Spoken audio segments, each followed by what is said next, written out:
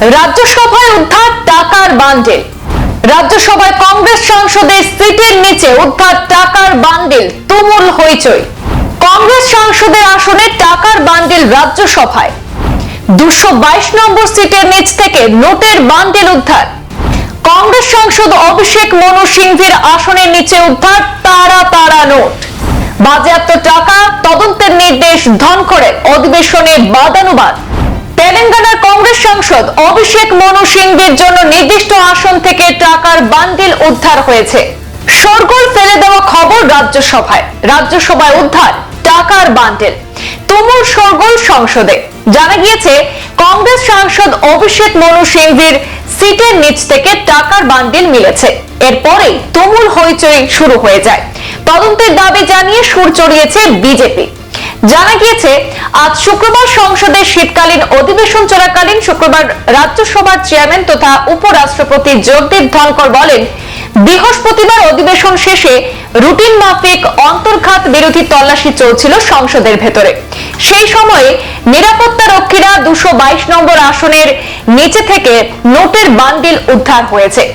এই আসনটি কংগ্রেস সাংসদ অভিষেক মনু সিংভির। সঙ্গে সঙ্গে সেই টাকা বাজেয়াপ্ত করা হয়েছে। তদন্তের নির্দেশ দিয়েছেন রাজ্যসভার চেয়ারম্যান। উল্লেখ্য, 222 নম্বর সিটে বসেন তেলেঙ্গানার সাংসদ অভিষেক মনু সিংভি। তেলেঙ্গানা থেকে রাজ্যসভার সাংসদ মনোনীত হয়েছেন অভিষেক মনু সিংভি। তিনি জানিয়েছেন বিষয়টি তাকে জানানো হয়েছে। কংগ্রেস সাংসদ নিশ্চিত করেছেন যে যথাযথ তদন্ত করে দেখা হবে কিভাবে তার আসনের নিচে নোটের বান্ডিল এসেছে। ঘটনা হচ্চকিত হয়ে পড়েছেন বলে উল্লেখ করেছেন তিনি। অভিষেক মনু সিংভির কথায় যে রাজ্যসভা অধিবেশনে গেলে তিনি নিজের সঙ্গে 500 টাকার একটি নোট রাখেন। বৃহস্পতিবার তিনি বেলা 12:57 সংসদে পৌঁছেছেন বলে জানিয়েছেন। 1টা থেকে অধিবেশন শুরু হয়। দুপুর 1:30 পর্যন্ত ক্যান্টিনেই বসেছিলেন। তারপর তিনি ফিরে আসেন বলে জানিয়েছেন।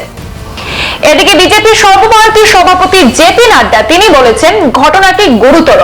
সংসদের ভাবমূর্তি নষ্ট হয়েছে এই ঘটনায়। তার বিশ্বাস এ মর্মে যথাযথ তদন্ত হবে। বিজেপির আরো এক সাংসদ মনোজ তিওয়ারি তিনি বলেন, বেঞ্চের নিচে নোটের বান্ডিল পাওয়া গিয়েছে, তদন্ত করে দেখা উচিত। উপরাষ্ট্রপতি এই মর্মে ইতিমধ্যে খতিয়ে দেখার নির্দেশ দিয়েছেন। কংগ্রেস নেতার আসনের নিচে কিভাবে এত টাকা এলো, তারা সকলেই হতবাক। এদিকে কংগ্রেস সভাপতি তথা রাজ্যসভার বিরোধী দলনেতা মল্লিকার্জুন খাড়গে তিনি এই সম্পর্কে বলেছেন যে যতক্ষণ না পর্যন্ত যথাযথ তদন্ত হচ্ছে কারণ আমি কিছু বলা উচিত নয়।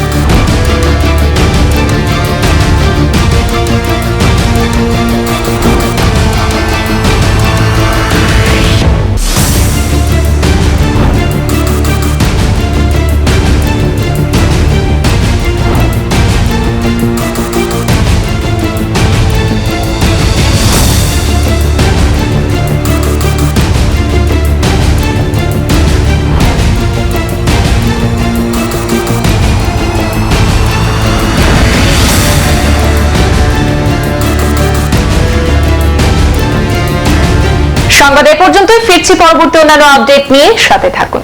ধন্যবাদ।